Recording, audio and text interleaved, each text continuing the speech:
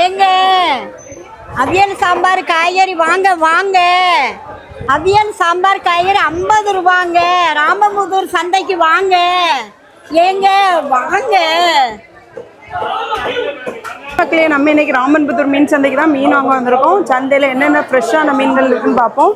First வந்து நல்ல ஃப்ரெஷ்ஷான வாவல் மீன் பார்த்தீங்களா, வெள்ளை வாவல் இனிமேல் 700 ரூபாய்க்கு வச்சுருக்காங்க.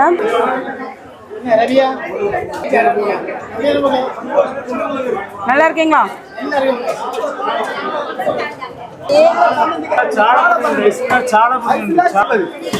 చాలా కొలిసాల కూరంబై